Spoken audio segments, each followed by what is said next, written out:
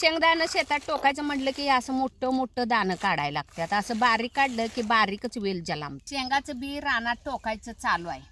हे घरचंच बी आहे. आणि आत्ता बी लावलं का नाही शेंगा तर आखाडात गौरी गणपतीला काढा येतात. असं वट करून बी घालायचं म्हणजे टोकाय सोपं जातं. या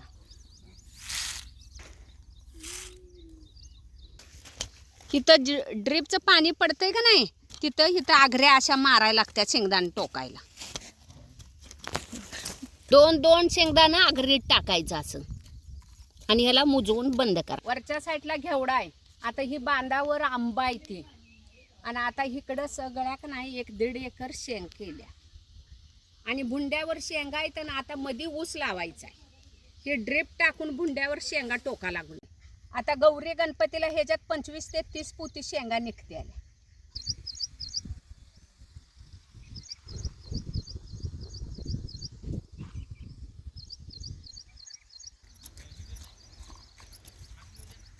ही शेतात टिबक हातरल्या.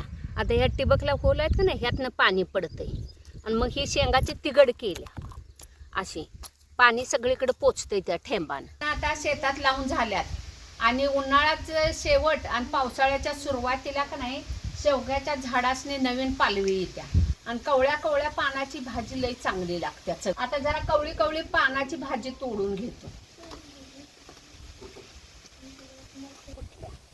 त्याची कवळी कवळी भाजी काढून घ्यायची. कारण सुटले गार आता पावसाची लक्षणं आहे ती त्यामुळं का नाही जरा भाजी पण चवीला लागत्या खायला करून आणि नवीन पालवी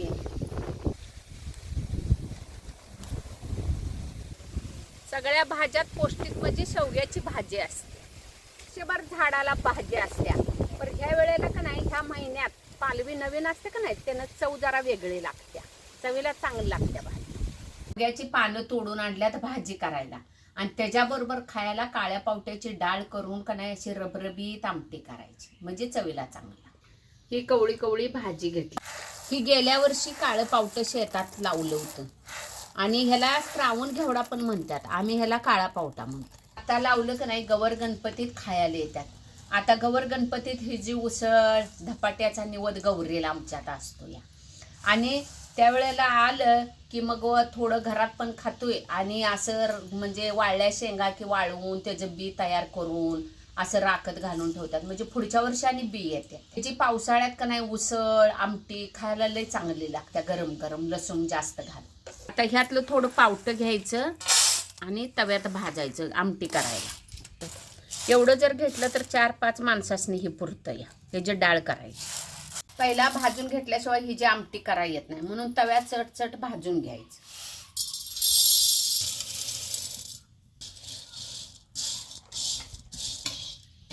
असं भाजायला आलं की चटचट आवाज आला की समजायचं पावटं भाजलं की.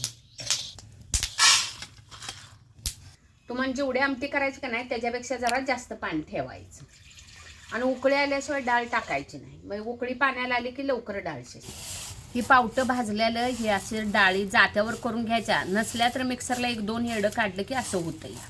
आणि ही काळं काळं राहते का नाही आता शिजायला लागलं की ही सगळं का नाही पाऊन वर येते ती काढून टाकायची. पाण्याला आता कड आलाय त्याच्यात डाळ ओतायची. ही आता जसं शिजेल तसं का नाही ह्याचं फोलकाट वर येते ती काळी काळी ती नंतर काढून टाकायची. झाकून ठेवायची म्हणजे लवकर डाळ शिजते. ही काळ्या पावट्याची डाळ शिजायला जरा कठीण असते. बाकीच्या डाळीसारखं लवकर शिजत नाही. ह्याला जराही वेळ लागतो आणि आपल्या डाळी कशा गिर होतात तशी हे गिर होत नाही. जरा तर थोडंसं हे शिजायला लागल्या तोपर्यंत आपण शेवग्याच्या भाजीची तयारी करूया. ही शेवग्याची पानं अशी काढून घ्यायची. ह्याचं देठ घ्यायचं नाही नुसतं पानं काढून घ्यायची. ही डाळ आपल्या इतर डाळीसारखी गिर होत नाही. थोडं तर जरा असं कच्ची राहिल्यावाने राहते ही जी डाळ. शिजत्या नाही अशी नाही परत जरा कमी शिजत्या हो काही अशी. डाळ शिजल्या आता ही जी आमटी करून घ्यायची. आमटी करायच्या अगोदर थोडीशी डाळ घेतली का नाही त्याच्यात चटणी मीठ आणि थोडंसंच वरण तेल सोडायचं कच्चं आणि ती बघा शिळ्या भाकरी बरोबर गरम गरम खायला लय छान लागते किंवा चपाती बरोबर खाल्ला तरी पण चांगलं. एक वेळा का नाही आमटीपेक्षा त्याला चव चांगली लागते. असं आईनं डाळी ही शिजत घातल्या की आम्ही कच्चीच डाळ शिजायच्या अगोदर काढणं, त्याच्यात चटणी मीठ घालायची आणि खायचं. लय चांगलं लागते ते.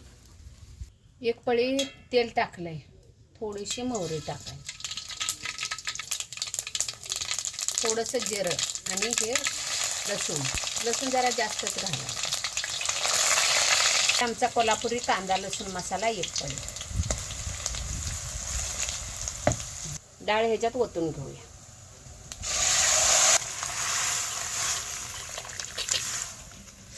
चवीनुसार मीठ घालायचं, थोडीशी कोथिंबीर टाकायची. आता ह्याला खळखळून चांगली उकळी येऊन द्यायची आणि उतरून ठेवायचं. लसूण जरा जास्तच घालायचा म्हणजे चवीला चांगली लागते आमटी.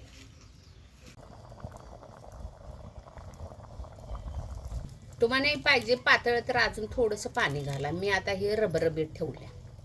किंवा सुक्क जर पाहिजे असलं तर ह्याच्यात कांदा घालून ह्याची उसळ पण चांगली लागते. सुक्क टमॅटो कांदा घालायची आणि ह्याची डाळ शिजली की त्याची उसळ करायची.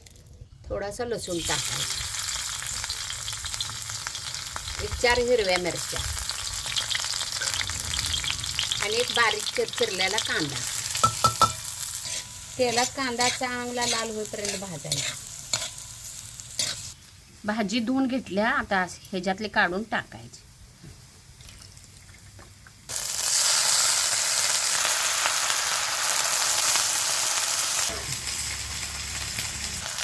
चवीनुसार मीठ टाकायचं. थोडंसं जाड शेंगदाण्याचं कूट घालायचं.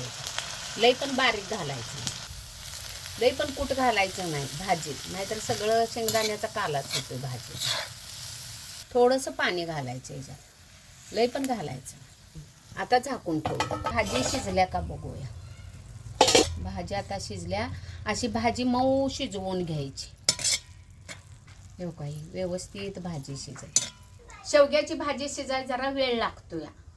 आणि कसं आणि असं फास्ट गॅस किंवा चुलीवर शिजवायची नाही. मंद असं गॅसवर किंवा चुलीवर आचेवर शिजवायची. म्हणजे जी रस ते सगळं आहे का नाही ती त्यात उतारतं. व्यवस्थित असं मऊ शिजवली का नाही चवीला चांगली लागते.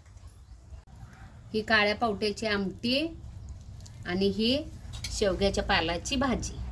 ही काळं पावटं श्रावण महिन्यात येतात, वल्ल असतात त्यावेळेला.